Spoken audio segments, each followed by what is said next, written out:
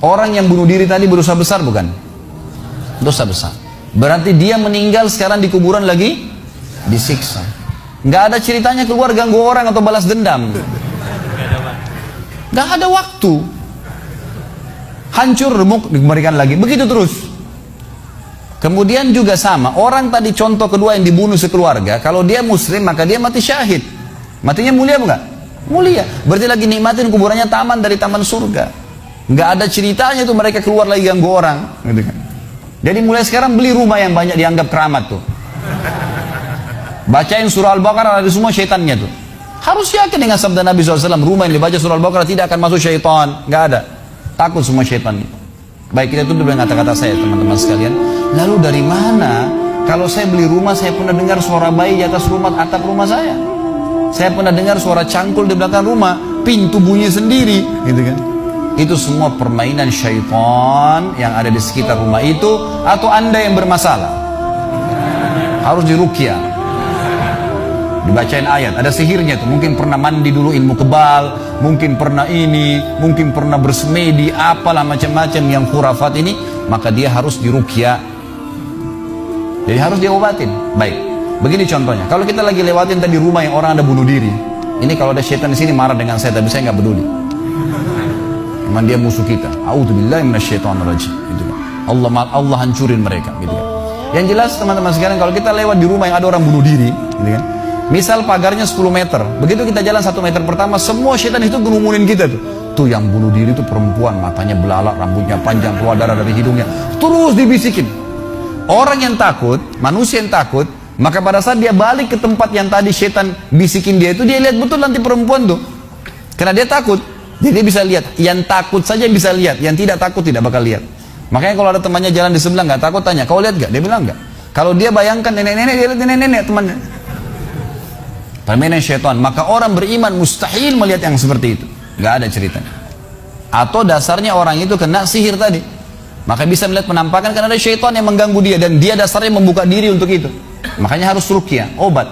Gitu kan? Ada metode pengobatan, tentu bisa lihat di YouTube, ada ceramah saya, ruqyah syariah. Ya, nama saya diketik, insya Allah ada tata cara yang sudah saya ajarkan caranya mengobatin itu. Tapi yang jelas itu semua permainan syaitan, teman-teman sekalian. Dan inilah poin pertama, pintu pertama untuk takut kepada Allah Subhanahu wa taala. Artinya semua selain Allah dalam makhluk jangan pernah takut dengan mereka. Syaitan pun yang biasa dianggap menakutkan bagi manusia itu dusta semua. Sampai sabda Nabi SAW mulia, hadis Bukhari, siapa yang membaca Bismillah, Bismillah, maka syaitan yang ada di sekitarnya menjadi kecil seperti lalat. Jadi orang yang gambarkan syaitan besar itu tidak benar semua. Kata Nabi SAW dalam hadis Bukhari yang lain, siapa yang mau masuk ke rumahnya lalu dia baca Assalamualaikum, salam warahmatullahi wabarakatuh, syaitan di sekitar rumahnya berkata kepada teman-temannya, tidak ada tempat nginap buat kalian malam ini. Salam saja sudah jadi benteng, nggak bisa masuk. Kalau dia makan dengan baca Bismillah, ya, dia baca Bismillah, maka syaitan berkata lagi sama teman-temannya, tidak ada makan malam buat kalian malam ini. Nggak bisa cuy. Dan syaitan tidak bisa membuka dan menembus tembok atau pintu manusia. Dusta semua itu tembus tembok, tembus pintu, dusta. Karena Nabi SAW yang bilang, syaitan tidak bisa membuka kembali pintu ditutup oleh manusia. Syaitan tidak bisa membalikkan ya panci yang sudah ditutup oleh manusia. Maka padamkan lampu kalian, tutuplah panci-panci kalian, karena syaitan bisa menunggangi makhluk yang lain. Sebagai penutup hadis Nabi SAW, pernah ada seorang sahabat membawa tikus ditangkap malam hari.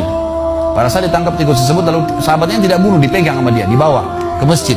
Dia bilang, ya Rasulullah, ini tadi ya, saya tangkap di rumah saya apain hewan ini? Boleh saya bunuh atau enggak? Kata Nabi SAW, jadi tikus itu sambil ditahan oleh sahabat.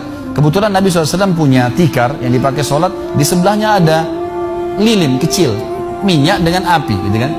Lalu tikus ini sementara Nabi SAW bicara sama sahabat, lepas, menyentuh ya lilin Nabi SAW, lalu tumpah minyaknya di sejadah, di tikarnya Nabi, terbakar. Kata Nabi SAW, sesungguhnya hewan ini fasiqah, fuaisiqah, buruk, boleh dibunuh, gitu kan? Dan syaitan menunggangi hewan seperti ini untuk membakar rumah-rumah kalian. Tapi mereka tidak bisa membakar langsung. Mereka cuma bisa menggunakan hewan yang kebetulan lewat dan seterusnya. Seperti misalnya syaitan bisa menggoda manusia lain untuk mengganggu kita, gitu kan? Tapi untuk dia langsung tidak ada ceritanya. Itu semua tidak. بالله من الشيطان الرجيم. بسم الله الرحمن الرحيم.